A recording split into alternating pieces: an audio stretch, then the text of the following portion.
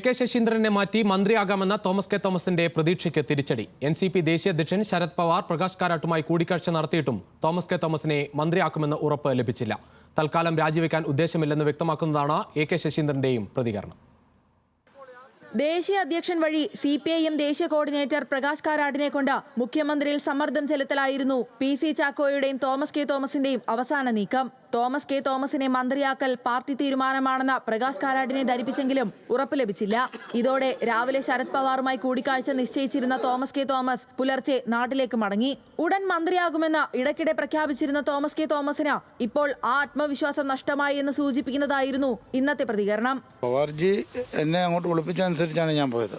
പോയി കണ്ടു, തിരിച്ചു വന്നു. ഇനി കേന്ദ്ര നേതൃത്വം അതിന് തീരുമാനമെടുക്കും. അത് തന്നെയാണ് PC ചാക്കോയും പറഞ്ഞത്. അനാവശ്യമായ ഒരു കോൺട്രവേഴ്സിക്കും പോകണ്ട, അപ്പോൾ അവർ തീരുമാനിക്കുമല്ലോ. അപ്പോൾ അവർ തീരുമാനിച്ചു. മുഖ്യമന്ത്രിയെ കാണാൻ തോമസ് കെ തോമസ് ആഗ്രഹിക്കുന്നുണ്ടെങ്കിലും ഇതുവരെ സമയം ലഭിച്ചിട്ടില്ല. വിഷയം ചർച്ചയായെന്ന് വ്യക്തമാക്കിയ പ്രകാശ് കാരാട്ട് പക്ഷേ ഒന്നും പുറത്തു പറഞ്ഞില്ല. I discussed various matters with Mr. Sharad Pawar, but there is nothing to report. I told you I have nothing to report on that.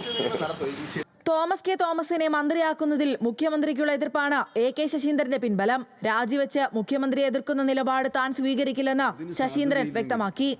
ഞാൻ രാജിവെച്ചതുകൊണ്ട് എന്താണ്, ആർക്കാണ് പ്രയോജനം? അതിനർത്ഥം മുഖ്യമന്ത്രിയുടെ നിലപാടിൽ പ്രതിഷേധിക്കുന്നു എന്നാണ്. ഞാൻ രാജിവെച്ചാൽ ഞാൻ രാജിവെക്കാൻ വരുന്ന കാരണം ആ മുഖ്യമന്ത്രിയുടെ നിലപാടിൽ പ്രതിഷേധിക്കുന്ന ഒരു രാഷ്ട്രീയ തീരുമാനത്തിലേക്ക് പോകുന്നതിനോട് എനിക്ക് താല്പര്യമില്ല. മുഖ്യമന്ത്രിയാണ് തീരുമാനമെടുക്കേണ്ടതെന്ന് LDF കൺവീനർ TP രാമകൃഷ്ണനും പറഞ്ഞു. ഗവൺമെന്റ് രൂപീകരിക്കുമ്പോൾ മന്ത്രിമാർ ഏതെല്ലാം പാർട്ടികൾക്ക് അങ്ങനെ തീരുമാനമെടുത്തു കഴിഞ്ഞാൽ ഓരോ പാർട്ടിയുമാണ് അവരുടെ മന്ത്രി ആരായിരിക്കണം എന്നുള്ളത് തീരുമാനിക്കുന്നത്. മന്ത്രിമാരെ നിയോഗിക്കുന്നതിനുള്ള അധികാരം, ഭരണഘടനാപരമായ അധികാരം മുഖ്യമന്ത്രിക്കാണ്. അയാൾ നല്ല നിലയിൽ പെർഫോം ചെയ്യുന്ന ഒരു മന്ത്രിയാണ്.